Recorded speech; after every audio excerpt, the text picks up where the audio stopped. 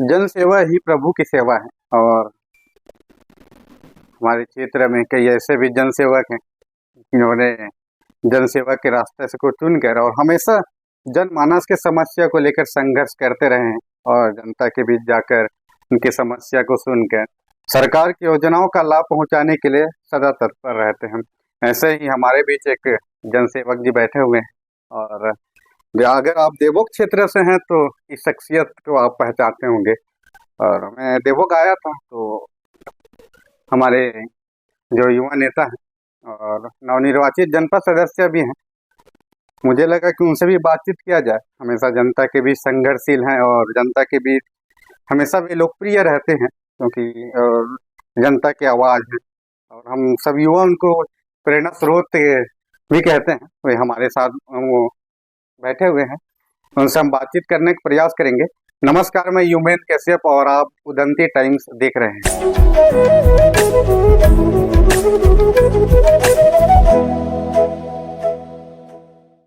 तो सर्वप्रथम तो मैं आपका अभिवादन करता हूँ। बहुत बहुत धन्यवाद यूमेन भाई। और सबसे पहले आपको नए न्यूज़ चैनल की बहुत बहुत हृदय से बधाई। क्षेत्र के समस्त जनता जनार्दन को बहुत बहुत प्रणाम और उदंती टाइम्स के लिए बहुत बहुत शुभकामनाएं। और हम भी आपका तहे दिल से स्वागत करते हैं और धन्यवाद देते हैं कि आप हमें अपना कीमती समय दे रहे हैं क्योंकि समय बहुमूल्य है। तो मुझे लगता है कि आप अपना परिचय खुद दीजिए बड़े भी। अब मुझे इस क्षेत्र के सेवक के रूप में आप सभी जानते हैं और मेरा हमेशा एक ही उद्देश्य रहा है कि जनता की सेवा करना। देवेंद्र ठाकुर आपको बहुत बहुत प्रणाम करता है।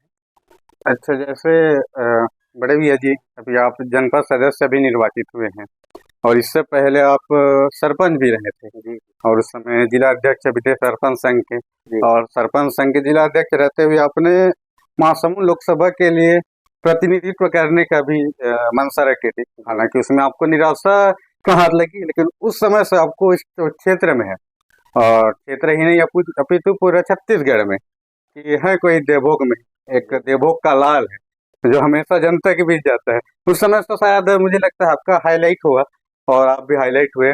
तो ऐसी आपकी सोच कैसे हुई कि मैं जन सेवा को ही चुनूं? देखिए, जनसेवा तो मैं, क्योंकि मेरी पृष्ठभूमि मेरी जो है, मेरे परिवार की पृष्ठभूमि, मेरे दादा छोटे दादा स्वर्गीय नेम सिंह गौटिया जी, जो गांव के गौटिया हुआ करते थे, वो लगातार निर्विरोध जनप्रतिनिधि रहे सरपंच के रूप में।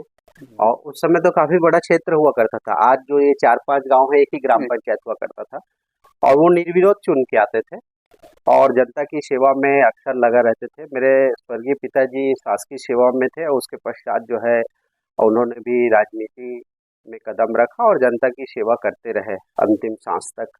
तो मेरा पारिवारिक पृष्ठभूमि तो जनसेवा में ही बीता। तो जब मैं दिल्ली में पढ़ाई कर रहा था और उसके बाद जब मुझे यहाँ लौट के आना था, तो उस समय जो है गांव जो है उमरगुड़ा जो है पृथक पंचायत हुआ था और सामान्य अ, जो है सीट आई थी। तो गांव गांव के लोगों ने कहा कि आप चुनाव लड़िए और गांव के लोगों ने मुझे सरपंच बनाया। कॉलेज टाइम से भी हम लोग जो है जनसेवा में लगे रहते और समाज सेवा करते थे।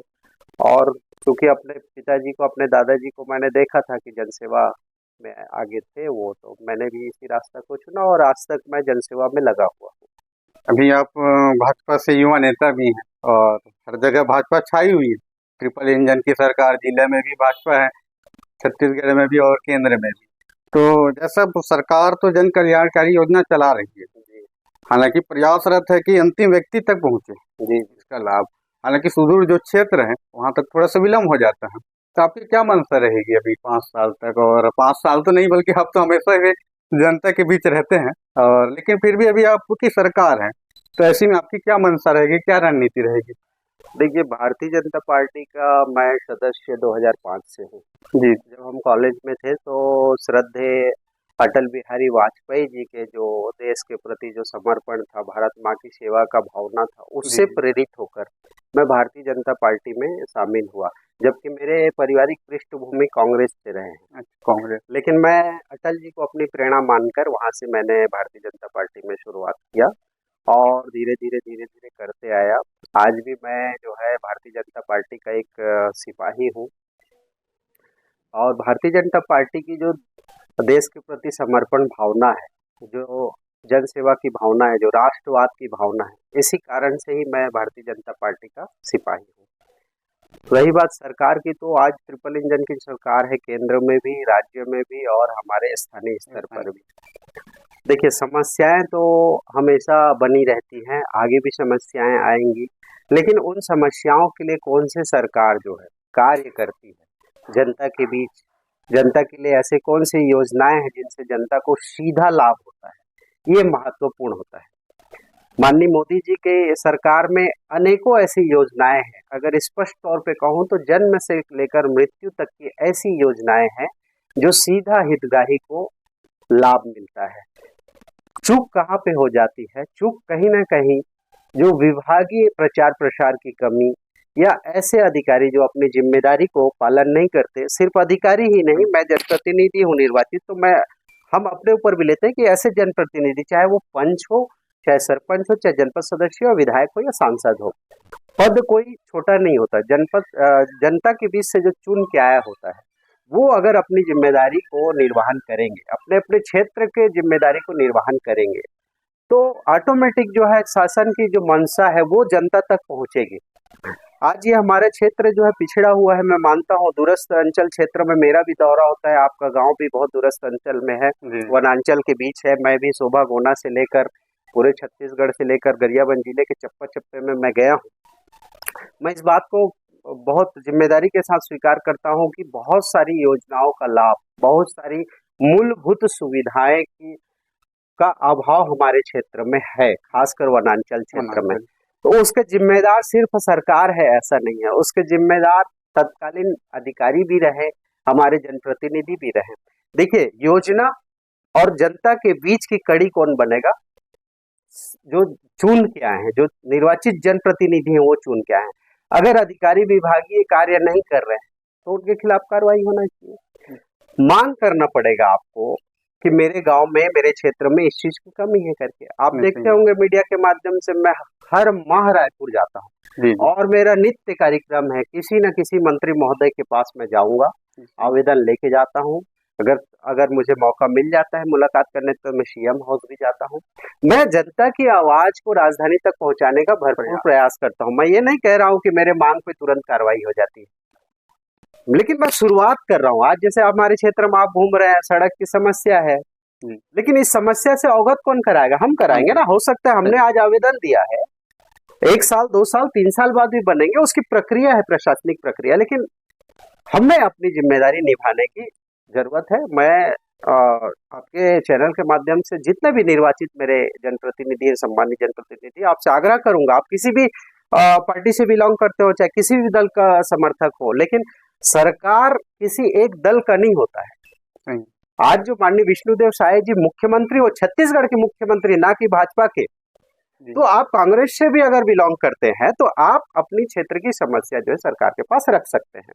वो नैतिक जवाबदारी हमारी। तो हमें भी और अधिकारियों से बेहतर तालमेल बनाना पड़ेगा, अधिकारियों से निवेदन करना पड़ेगा, लिखित रूप में करना पड़ेगा। आप कलेक्टर कार्यालय में हर मंगलवार को देखिए जन दर्शन लगता है, आप जाइए, अपने क्षेत्र की बात को करिए, रखिए। 1 बार नहीं, 2 बार नहीं, 3 बार में अगर होता है तो ठीक है, नहीं होता तो आप आंदोलन करिए, स्वतंत्र है ना। इस तरह से हमें सक्रिय रह के काम करना पड़ेगा, तो शासन की योजनाओं का लाभ जनता को मिलेगा।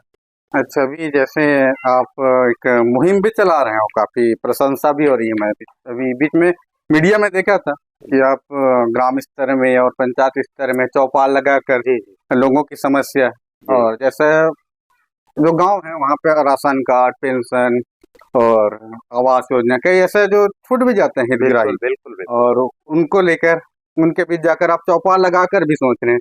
तो ये मंशा कैसे हुई? अभी तक जहां तक मुझे लगा कि देवभोग क्षेत्र में ऐसी कोई जो जनप्रतिनिधि है, स्थानीय जनप्रतिनिधि है, तो अभी तक ऐसे नहीं सोचे थे। और आप जो ये क्या कहें, जनता के बीच और महीना में रखते हैं क्या चौपाल? चौपाल जो है अभी हम शुरुआत कर रहे हैं। जी। और चारों ग्राम पंचायत में, मेरा गृह ग्राम है घुमरपुरा तो जहाँ हम बैठे हैं, यहाँ तो सरपंच मेरी धर्म पत्नी है।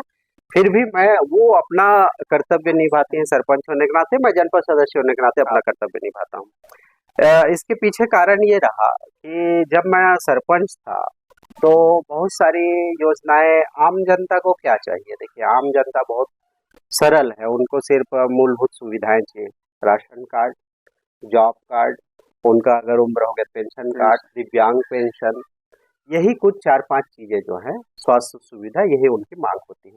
और सरपंच का प्रथम कर्तव्य होता है, जब मैं सरपंच था तो मैं देखता था कि मैं लोगों मेरे पास आते थे और कुछ चीज़ों को मैं जो है जनपद स्तर पे जो कि पास होता है तो हमने यहाँ से भेज दिया, जनपद में कभी कभी देरी हो जाती थी। हो गया।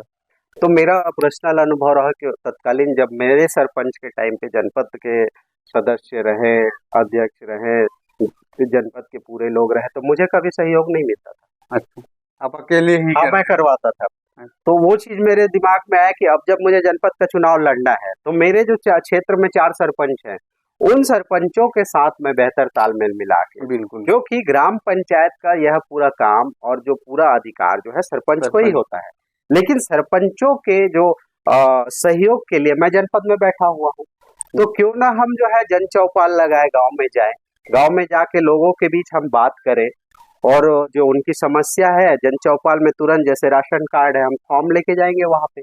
मैंने एक पत्र जारी किया है सचिव लोगों को और उनका भी समर्थन है, सरपंचों से पूरी बात की, उनकी अध्यक्षता में होगी। हमारे पास पेंशन के फॉर्म रहेंगे, हमारे पास जो है जॉब कार्ड खाली वाले रहेंगे, हमारे पास जो है राशन कार्ड के फॉर्म रहेंगे। वही तत्कालिक अगर किसी का आता है तो हम तुरंत भर के उसको प्रस्ताव भी वहीं पे करवाएंगे और उसे ले जाके जनपद में करवाने की जवाबदारी मेरी है। तो इस प्रकार से हम सरपंचों का साथ दे रहे हैं और सरपंच भाई लोग और हम मिलके जनता की सेवा करेंगे, उनके जो समस्याओं को दूर करेंगे। ये जन चौपाल का उद्देश्य है। अच्छा, जैसा भी घुमरगुड़ा का नाम अखबारों में भी आता है, खास जी। करके इसका भी श्रेय आपके ऊपर जाता है कि सबसे अधिक रोजगार देने वाला ग्राम पंचायत भी बना है। तो और यहाँ के जैसे रोजगार तो आपके ही समय से है। शायद आप जब सब सरपंच थे उस समय भी घुमरगुड़ा पूरे जिले में जी, जी। प्रथम स्थान आया था। बिल्कुल, बिल्कुल। तो आपका क्या कैसा सोच पड़ा कि यहाँ जो रोजगार दिलाया जाए? देखिए, अभी जो रोजगार दिलाए जा रहे हैं ना, वो हमारी नैतिक जवाबदारी है। जी। मैं और मेरी धर्मपत्नी जब भी हम लोग ऐसा होता है कि अब दोनों निर्वाचित जनप्रतिनिधि हैं, तो कई बार डिनर करते-करते, लंच करते-करते भी हमारे घर में पंचायत और जनता के बीच में बातचीत होती है। जी। तो हमारी इसका श्रेय हमारी श्रीमती जी को जाता है। जी। तो अभी वो हमारी शादी को तो 4 साल हुआ है और 2 साल हम लोग बाहर ही रहे। तो उनको ज़्यादा गाँव के बारे में, इस गाँव के बारे में पता नहीं था, लेकिन जैसे लोगों से मिली, महिलाओं से मुलाकात हुआ उनका, तो वो क्योंकि छत्तीसगढ़ फिंगेश्वर जो है एक ऐसे जगह से आई हैं जहाँ पे लोग ज़्यादा जागरूक हैं, महिलाएं काफ़ी आगे हैं और यहाँ भी हमारी महिलाओं में टैलेंट की कमी नहीं, लेकिन मंच नहीं मिल पाता। तो वो उनके मायके में देखी थी कि महिला समूह के माध्यम से महिलाएं काफ़ी आगे बढ़ रही हैं, अपना स्वरोजगार कर रही हैं। तो मुझे पूछती थी कि यहाँ पे महिलाओं का रोजगार का क्या व्यवस्था है? तो मैं बोलता था ऐसा कुछ व्यवस्था तो नहीं है। तब उन्होंने ठान लिया था कि मैं महिलाओं को यहाँ पे आर्थिक रूप से सक्षम बनाने के लिए काम करूंगी करके। तो जो मनरेगा के तहत हमने काम करवाया, हमारी श्रीमती जी खुद स्वयं जाती थी और आपको बड़ी बात बताऊं कि इसमें 80% महिलाओं ने काम किया। जी। आज लगभग 2 माह के अंतर्गत मेरे गांव में मनरेगा के लगभग 10 से 12 लाख रुपए का भुगतान होगा मनरेगा मजदूरी का। तो उसमें 8 से 8.5 लाख रुपए महिलाओं को मिलेगा, जो है सभी को। किसी ने 6 हफ्ता काम किया, किसी ने 5 हफ्ता काम किया। तो महिलाओं के हाथ में जब ये चीजें आएंगी, आर्थिक रूप से वो सक्षम होंगे, तो गांव जरूर प्रगति करेगा। ये मेरा पिछले बार का भी एक्सपीरियंस रहा है। और आगे हमारी कोशिश ये है कि हम 100% जितने भी जॉब कार्ड है, 100% लोगों को हम रोजगार दें। हमारी कोशिश ये रहेगी कि एक भी परिवार जो है, एक भी व्यक्ति अपने परिवार को छोड़ के घुमरपुरा से अन्य जगह काम करने के लिए ना जाए, यही परिवार के साथ अपना भरण पोषण करे, ये हमारा लक्ष्य रहेगा। जैसे देवों के बारे में ये भी कि यहाँ से प्रवास ज्यादा करते हैं, या तो आंध्र प्रदेश तेलंगाना की तरफ जाते हैं ईट भट्टा, और खासकर इसी क्षेत्र से ज्यादा ही पलायन करते हैं। जी जी। तो उनके लिए आप कुछ बोलना चाहेंगे? देखिए पलायन जो है बहुत बड़ी समस्या है, जी जी। और ये एक परंपरागत तौर से भी कुछ लोग करते हैं, कुछ वर्ग के लोग हैं यहाँ भी, मेरे गांव से भी पलायन किए हुए हैं, मैं ऐसा नहीं कहूँगा कि पलायन नहीं किया है। लेकिन उसका कारण क्या था? पलायन करने के पीछे 1 साल पीछे का कारण था। अगर उनकी आर्थिक स्थिति ठीक नहीं है तो 1 साल पहले वो लोग क्या करते हैं, बिचौलिया ठेकेदारों से जो है पैसा लेके रख देते हैं घर पे, और वो छूटने के लिए, उनको काम करने के लिए वहाँ पे जाते हैं। और मैं इस चीज़ को बहुत नज़दीक से जानता हूँ कि जो व्यक्ति आंध्रा ईंटा का काम हाँ। करने जा रहा है, वो पूरा बंधुआ मजदूर की तरह काम करता है। मतलब इतनी दुर्दशा है, जी। लेकिन मजबूरी आर्थिक रूप से कमज़ोर रहे, तो 1 साल पूर्व वो लोग पैसा ले लेते हैं, उसको छूटने के लिए जाते हैं। तो पलायन आज मेरे गाँव से भी कुछ लोगों का पलायन हुआ है। लेकिन मैं इतना वादा करता हूँ आपको कि अब जो है, अगली बार पलायन की संख्या में कमी आएगी। एकदम से बंद तो नहीं होगा, नहीं बंद। हाँ, कमी आएगी। उसके लिए बेहतर रोजगार उपलब्ध कराने की जरूरत है गांव में। और अभी तो सिर्फ मैंने अपने गांव पे शुरुआत किया, क्योंकि हम जहां निवास करते हैं उसी गांव में अगर सुविधा नहीं है तो हम दूसरे को क्या बताएंगे। तो शुरुआत अपने गांव से, अपने गली से, अपने घर से, मोहल्ले से होनी चाहिए। अब मुझे ये लगता है कि मुझे अन्य पंचायतों के लिए भी काम करने की आवश्यकता है, उसकी जवाबदारी मैं लेता हूँ, और मेरी पूरी कोशिश रहेगी कि पलायन की स्थिति सुधरे, उसमें कमी आए करके। नहीं, ऐसा आप जो जो मंशा है, जो सोच है, तो काबिल तारीफ है, और बहुत बढ़िया भी है कि आप यहाँ से और अन्यत्र पंचायत में भी आप इस तरह से जनसेवा करें। जैसा भी कांग्रेस बार बार आरोप लगाती है कि जो विष्णुदेव सरकार है वो साय साय का नारा लगा रही है, लेकिन वास्तविकता में जनता के बीच तो योजना नहीं मिल पा रहा है, उनका लाभ भी नहीं मिल पा रहा है। और कांग्रेस ये भी आरोप लगाती है कि हम कुछ आवाज उठाते हैं तो हमारे घर में ईडी सीबीआई ये सब छापा मार लेते हैं।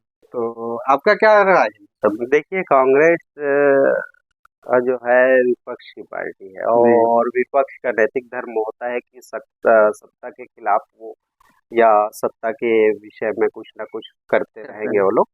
तो मैं तो कांग्रेस के लोगों को बधाई देता हूँ कि आप लोग करते हैं। लेकिन मेरी एक नसीहत है आप कांग्रेस के सभी मित्रों को, कि जो काम अच्छा होता है उसको अच्छा बोलिए, अच्छा बोलिए। जहाँ पे कमी है उसको आप कमी बोलिए।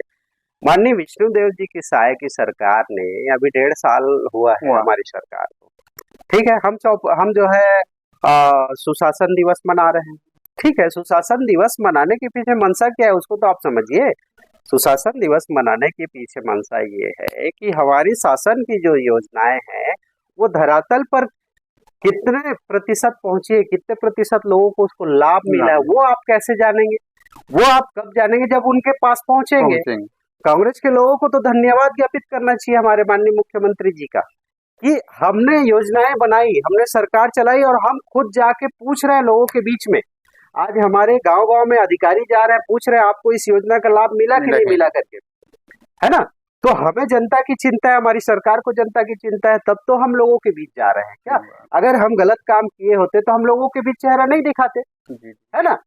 आप मुझे बता दीजिए, माननीय भूपेश बघेल जी की सरकार रही है 5 साल में, उन्होंने सुशासन दिवस क्यों नहीं चलाया? क्योंकि ऊपर की योजनाएं नीचे लेवल तक पहुंचता नहीं था, बस कांग्रेसी माला माल हो रहे थे, सबका अवैध धन बढ़ते जा रहा था। रही बात ईडी की, सीबी की, ये तो केंद्र का मामला है, ठीक है। कोई मुझे ऐसा एक कांग्रेसी व्यक्ति बता दीजिए, आम व्यक्ति, है ना, जो काले धन से संबंधित नहीं है, आम व्यक्ति है, उसके घर में ईडी का छापा पड़ा है क्या? छापा उसी के यहाँ पड़ता है जो इस टाइप के कुकर्म में सम्मिलित है, जिसने जनता का पैसा दबाया, जिसने घोटाला किया। तो वो घोटाला अगर कांग्रेसी कर रहे हैं तो कांग्रेसियों के घर में ही तो छापा पड़ेगा, आपके और मेरे घर पे थोड़ी पड़ेगा। या कोई एक कांग्रेसी मुझे बता दीजिए ना कि आम कार्यकर्ता, हमारे क्षेत्र का आम कार्यकर्ता, उसके घर में ईडी का छापा पड़ गया या उसके खिलाफ कोई केस हो गया। बदले की राजनीति नहीं है, वो अपने कांग्रेसी क्या कर रहे हैं, अपने जो कुकर्म को छुपाने के लिए वो बदले की राजनीति का नाम दे रहे हैं। किसी भी सामान्य व्यक्ति, सामान्य कार्यकर्ता, निष्ठावान कार्यकर्ता, स्वच्छ छवि के नेता, चाहे वो कांग्रेस की ही क्यों ना, उनके घर में छापा तो नहीं पड़ता है। छापा सिर्फ उन्हें क्या पड़ता है जो घोटाले कर रहे हैं। हमारे एजेंसीज हैं, हमारे सीबीआई है, हमारे सारी चीजों की जानकारी रखते हैं, पुलिस विभाग है, अन्य विभाग है, तो वो जो घोटाला सामने आता है उसमें जिसका जिसका नाम आएगा उसके घर में तो छापा भी पड़ेगा और जेल भी जाएंगे। ये तो जैसे भी पक्की बात। पूर्व आबकारी मंत्री जो हाँ भी बिल्कुल जेल जाएंगे में ही जाएंगे। तो इसे जनता समझती है। और कांग्रेसियों की पीड़ा ये है कि उनके लोगों पे कार्रवाई हो रही, आपके लोगों पे कार्रवाई नहीं हो रही भैया, जो उसमें सम्मिलित है उन पे कार्रवाई। अच्छा, जैसे महोदय जी आप जनपद सदस्य तो हैं, उनके साथ और भी कुछ कार्य करते हैं क्या? हाँ, मैं जनपद सदस्य हूँ। राजनीति तो मेरा सेवा का भावना है और मैं एक किसान भी हूँ और मेरी खुद की एक कंपनी है जिसमें मैं निर्माण कार्य करता हूँ, बोरवेल्स का काम करता हूँ। तो क्योंकि ये जीविका चलाने के लिए तो कुछ न कुछ ना कुछ तो करना पड़ेगा और मेरा परिवार है और मेरे परिवार के प्रति प्रति मेरा प्रथम कर्तव्य है कि उनको किसी असुविधा का सामना ना करना पड़े। तो जीविका के लिए मैं व्यापार करता हूँ और आगे भी करूँगा और साफ सुथरा काम करता हूँ। मेरी कंपनी का नाम जय श्री महाकाल कंस्ट्रक्शन है। मैं 1-1 रुपए जीएसटी को कटाता हूँ और अच्छा, पूरा साफ सुथरा काम करता हूँ। जैसे देवभोग क्षेत्र से आप हैं और इस क्षेत्र की सबसे बड़ी समस्या रही है बिजली, जी लो वोल्टेज और घोषित बिजली कटौती। और जी साथ साथ यहाँ पे देखिए, जैसे देवभोग हम आते हैं, देवभोग में बस स्टैंड भी नहीं है। मैं हमेशा आता हूँ देवभोग, तो वहाँ पे बस स्टैंड है तो सिर्फ नाम मात्र का। जी जी और देवभोग में समस्या का भी अंबार पड़ा है। बहुत तो समस्या। आपकी क्या सोच रहेगी? अभी आपकी सरकार है और आप इसी क्षेत्र से हैं। बिल्कुल बिल्कुल, देखिए समस्या काफी है जुम्मन भाई और सरकार उसका समाधान कर रही है। जी ठीक है, अभी विष्णुदेव साय जी की सरकार आई, माननीय मुख्यमंत्री जी ने सबसे पहले नगर पंचायत का निर्माण करवा दिया जी देवभोग में। ठीक है, नगर पंचायत बनने के बाद आप रोड देखिए, फर्स्ट क्लास रोड बन गया, पहले से अच्छा बन गया हाँ, है। नेशनल नगर पंचायत के बाद नगर नगर की जो सुंदरता बढ़ गई है। जी अब कुछ ही दिनों में स्ट्रीट लाइट का टेंडर लगने वाला है जी और जो बस स्टैंड की बात कह रहे हैं वो भी व्यवस्थित रूप से अभी नगर पंचायत में हमारे अध्यक्ष और पार्षदों ने मिलकर प्रस्ताव किया हुआ है। बहुत अच्छे जगह पे बन रहा है, पुराने जो एसडीएम का निवास रहा है वहां जी पे बन रहा है। तो विकास की कहीं कमी नहीं होगी, लेकिन समय क्या स्टेप बाय स्टेप चलता है। जी रही बात बिजली की, तो 132 केवी का जो स्थापना है हमारे हाँ इंदा गांव में हुआ, माननीय रमन सिंह जी मुख्यमंत्री थे उस टाइम, उनकी सौगात रही है। और जब वहां से बजट होने के बाद, बजट पारित करने के बाद भूपेश बघेल जी की सरकार आई, उस टाइम पे वो लगा, लेकिन बजट तो माननीय रमन सिंह जी के मुख्यमंत्री के समय की स्वीकृति रही। तो दोनों सरकार को धन्यवाद ज्ञापित करेंगे। और अभी जो है बिजली विभाग के जो कर्मचारी है रात में, दिन में, आंधी में, तूफान में जाके उस व्यवस्थाओं को सुधारने की कोशिश कर रहे हैं। अभी जो है जो वायर लाइनिंग है, जो टावर खड़े करना है, उस पर कार्य चल रहा है। असुविधा जरूर है, लेकिन आप ये मान लीजिए कि 1 साल के बाद जो है असुविधाएं कम होगी, खत्म नहीं होगा, तो नहीं होगी, लेकिन इससे स्थिति बेहतर होगी। भारतीय जनता पार्टी की सरकार संकल्पित है, हम लोग कार्यकर्ता है, हमारा एक एक कार्यकर्ता भारतीय जनता पार्टी का संकल्पित है कि हमारे लोगों को सुविधा मिले, क्षेत्र में विकास की गति बढ़े। इसके लिए काम करेंगे, हम भी काम करेंगे। अच्छा, और ये है हमारे देवभोग के कोहिनूर, जिसे आप जानते हैं ठाकुर देवेंद्र सिंह राजपूत जी, वे हमारे साथ जुड़े। और आपका बहुत बहुत धन्यवाद ठाकुर जी, आप हमें अपना समय दिया और बहुत अच्छी आपने सरकार की योजनाओं को ही बताया और संघर्ष भी कर रहे हैं आप हमेशा सरकार की योजनाओं का लाभ पहुंचाने के लिए निष्पक्ष रूप से। हालांकि आप भारतीय जनता पार्टी से हैं वो तो अलग बात है, लेकिन आप इस गांव के, इस घर के नेता हैं, इस क्षेत्र के नेता हैं और इस क्षेत्र की जनता के आप लाडले हैं। उनके बीच आप हमेशा संघर्ष कर रहे हैं और हम भी दुआ करते हैं कि आप इसी तरह से संघर्ष करते रहें और आगे जाइए और इस जो देवभोग क्षेत्र का और अपना नाम देश प्रदेश में आप उजागर करिए। और इसी के साथ मैं आपको पुनः धन्यवाद देता हूँ और साथ ही आपको यह वीडियो अच्छी लगी हो तो वीडियो को लाइक और शेयर करें, साथ साथ हमारे चैनल को सब्सक्राइब करें। धन्यवाद।